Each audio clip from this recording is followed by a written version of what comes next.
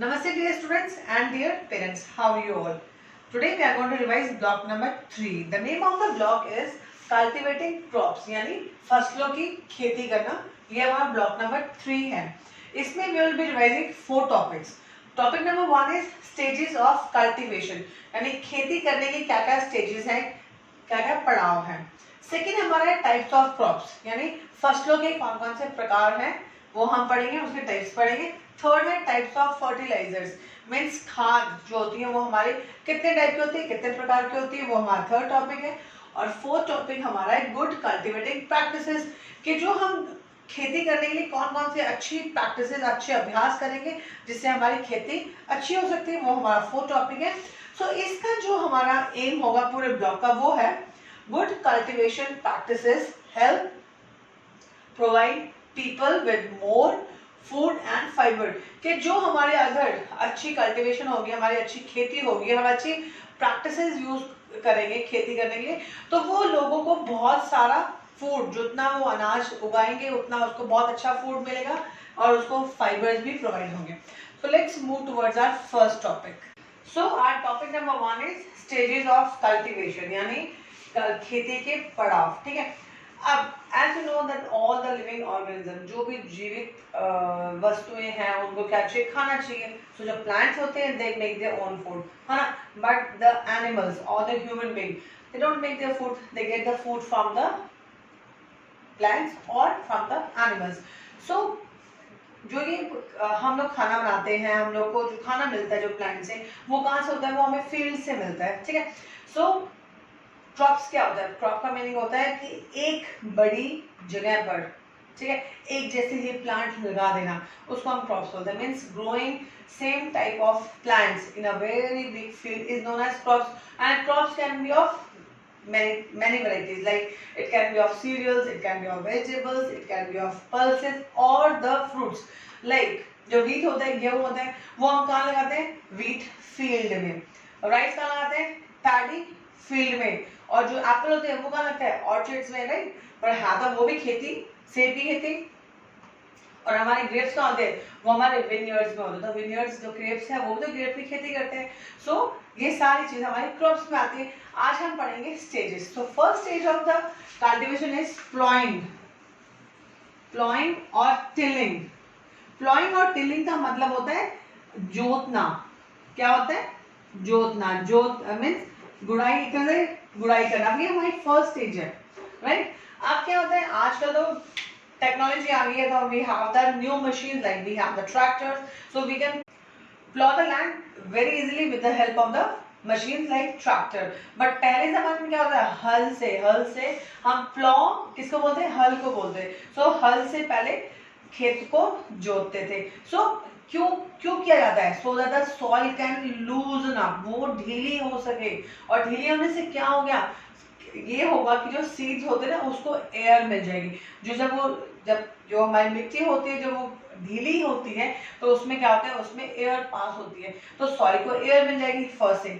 Second thing, जो हमारे जो सीड्स होते हैं तो उनकी जो रूट्स जब रेडिकल निकलेगा तो जो रेडिकल होगी जो फर्स्ट रूट, तो वो रूट इजीली उस सॉइल को होल्ड कर सकेगी और वो डीप जा सकेगी, राइट. सो पेनिट्रेटिंग वर्ड है, उसका मतलब है गहराई तक जाना, गोइंग इनसाइड डीपली. सो सीड बहुत इजीली अगर सॉइल लूज होगी तो डीप जा सकता है. तो ये हमारी होगी फर्स्ट स्टेज. सो अब सेकेंड स्टेज आती है हमारी, that is the sowing. Means बीज को उगाना. सो करना मीन्स बोना. ठीक है. सेकेंड स्टेज में क्या, हमारी जो सॉइल है वो ढीली होगी, सो हमने बीज उगा दिए. बीज उगाने के भी बहुत तरीके, like we can use manually. हम मैनुअली यानी हाथ से भी बीज उगा सकते हैं, but it will take a lot of time. So machines have taken the place of manually. So we can we can sow the seeds with the help of the seed drills or with the help of the funnels, right. Third जो हमारी stage आएगी वो आएगी हमारी manuring. क्या आएगी, manuring. Manure का मतलब क्या होता है, खाद डालना. खाद, खाद डालना। अब क्या होता है, जो सॉइल होता है उसमें हम बार बार जब क्रॉप्स उगाते हैं तो सॉइल के जो न्यूट्रिएंट्स होते हैं या मिनरल्स होते हैं वो खत्म, थोड़े थोड़े खत्म होते जाते हैं। बट अगर हम उसमें मैन्योर यानी खाद डालेंगे तो क्या होगा, उसके न्यूट्रिएंट्स उसके पास वापस आ जाएंगे सॉइल में, और जो हमारे क्रॉप्स हैं वो अच्छी तरह हेल्दी क्रॉप्स होंगे। सो रेप्लेनिश एक वर्ड है जिसका मतलब क्या होता है, का मतलब होता है कि पूरी करना। जो जो कमी होती है, जो न्यूट्रिएंट्स की कमी होती है वो कौन पूरी करता है, सॉइल में खाद। तो रेप्लेनिश का मतलब होता है पूरी करना, राइट। तो हमारी फोर्थ जो हमारी स्टेज आ गई वो क्या होगी, हमारी इरिगेशन। क्या आ गई हमारी इरिगेशन। इरिगेशन का मतलब होता है सिंचाई करना यानी पानी देना। अब आपको पता है कि हमने कोई जब बीज उगाया है तो उस बीज को उगाने के बाद उसको वाटर हमने देना पड़ेगा। सो वाटर देना बहुत जरूरी है। सो हम उसको इरिगेशन बोलेंगे। अब इरिगेशन करने के बहुत सारे सोर्सेज है ना, हमारे पास वेल है, हम यानी कुआं है, हमारे पास ट्यूब वेल्स हैं, हमारे पास कैनाल्स हैं, नहरें हैं, हमारे पास रिवर्स होती है, पॉन्ड्स होता है, लेक होते हैं। और जो हम क्रॉप्स को जो पानी देते हैं वो डिपेंड किस पे करता है, एक तो सीड वैरायटी पे वो डिपेंड करता है कि वो जो सीड है वो किस वैरायटी का, उसको कितना पानी चाहिए। नेक्स्ट सॉइल के ऊपर बहुत डिपेंड करता है कि वो सॉइल कैसी है। थर्ड है season, it depends on the season also, मौसम के ऊपर भी वो बहुत डिपेंड करता है कि कौन से मौसम में आप उस सीड को उगा रहे हो और उसको कितना पानी चाहिए। Next comes the fifth is the weeding. Weeding का मतलब होता है जो जंगली घास होती है, जो जंगली घास होती है उसको निकालना, ठीक है। अब क्या होता है, मान लो हमने कोई क्रॉप उगा दी, अब वहां पर क्रॉप तो हो रही है, उसके साथ साथ क्या हो रहा है, जंगली घास हो गई, वीड्स हो गए, ठीक है। अब क्या होगा, जो हमारे सॉइल के न्यूट्रिएंट्स हैं वो हमारा क्रॉप तो ले रहा है, उसके कुछ न्यूट्रिएंट्स वो घास भी लेगी, फिर हम उसको पानी डाल रहे हैं तो वो पानी हमारा क्रॉप भी ले रहा है, वो पानी हमारा कौन है, वो घास भी लेगी। सो हमारे जो न्यूट्रिएंट्स हैं, मिनरल्स हैं जो हमारी, वो क्या होगा, वो हमारे घास भी ले लेंगे और वो ट्राई कर देंगी। कोई घास बहुत फटाफट फटाफट ग्रो होती है। सो जो घास है, जो वीड्स होती है, वो क्या करेंगे, वो हमारे क्रॉप को दबाने की कोशिश करेंगे, वो हमारी क्रॉप की जगह लेने की कोशिश करेंगे। So weeding is very important after irrigation. तो हमें वीडिंग यानी वो जो घास होती है, जो जंगली घास, उसको हमें निकालना बहुत जरूरी है, right. And after this sixth one is the harvesting. अब हार्वेस्टिंग का मतलब क्या होता है कि आपके जो क्रॉप्स हैं वो पक गए हैं तो उसकी कटाई करना, क्रॉप्स की कटाई करने को हार्वेस्टिंग करते हैं। सो हार्वेस्टिंग का एक अपना अपना टाइम होता है कि क्रॉप्स को कितना टाइम लगता है सो राइपन यानी पकने में, उसके बाद वो हार्वेस्ट होता है। हार्वेस्ट करने के बाद उनको पैकेट्स में पैक किया जाता है and they are send to the markets और wholesale market for selling. So harvesting can be done manually यानी हाथों के थ्रू, जो मजदूर होते हैं, जो हमारे लेबर्स होते हैं, they can cut easily and और with the help of machine also because we are having the machines. Harvester जो हमारे कंबाइनर्स होते हैं उनसे हम उनके थ्रू हम हार्वेस्टिंग कर सकते हैं। So let's move towards our second topic.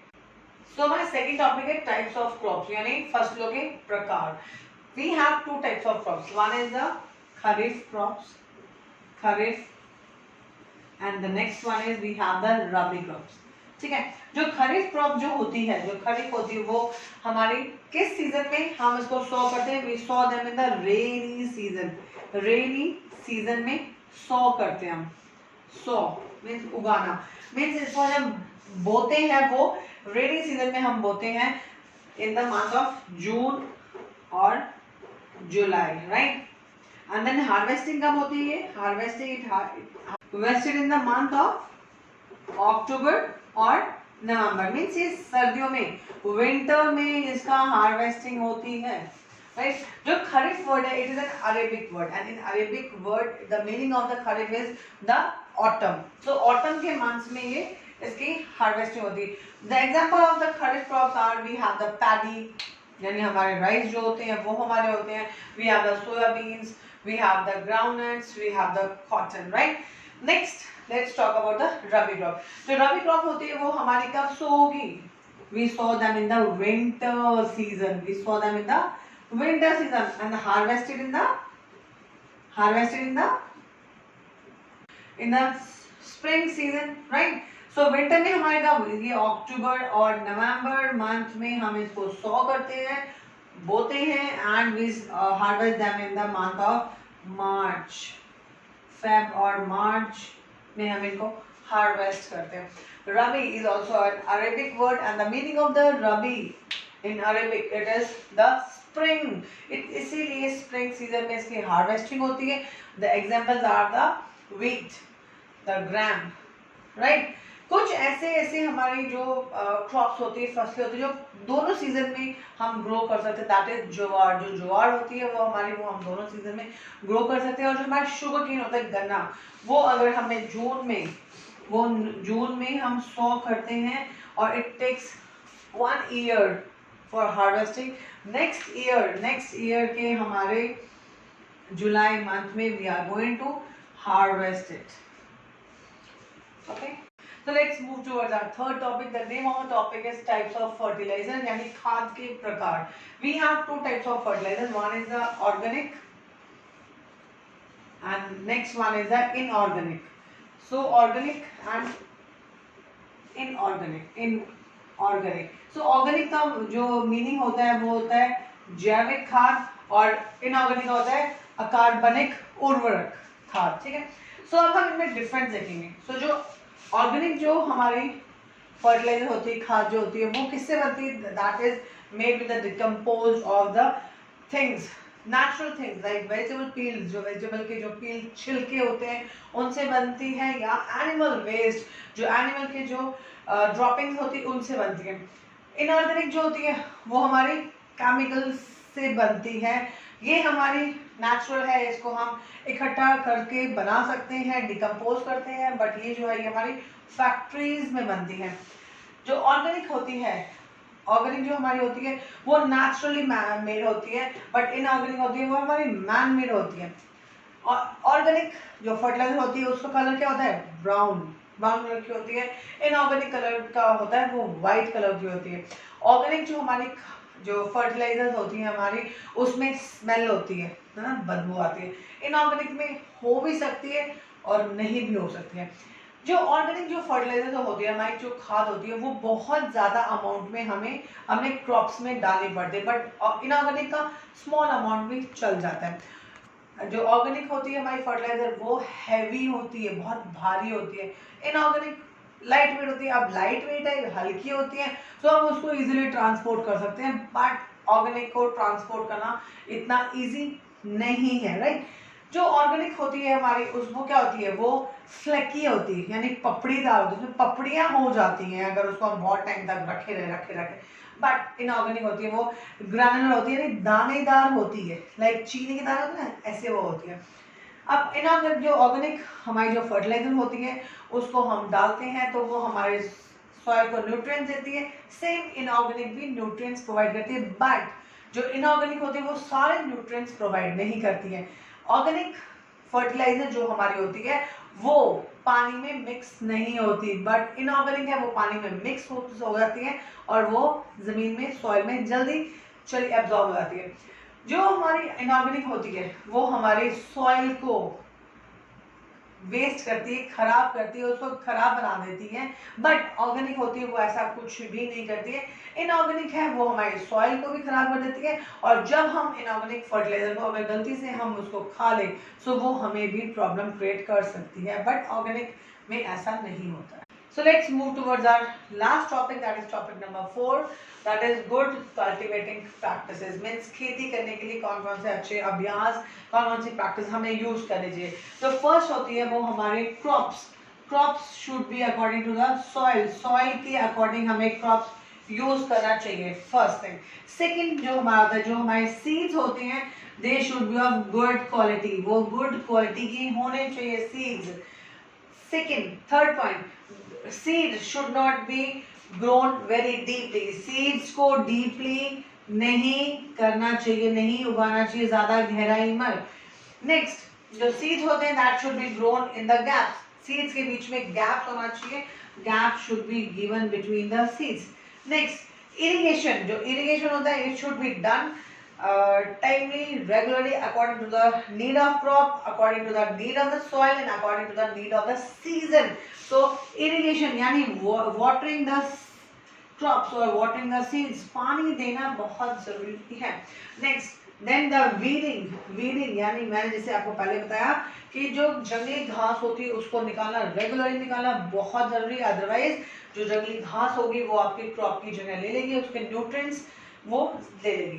Next हमारी manuring means adding the manure or adding the fertilizer is very important.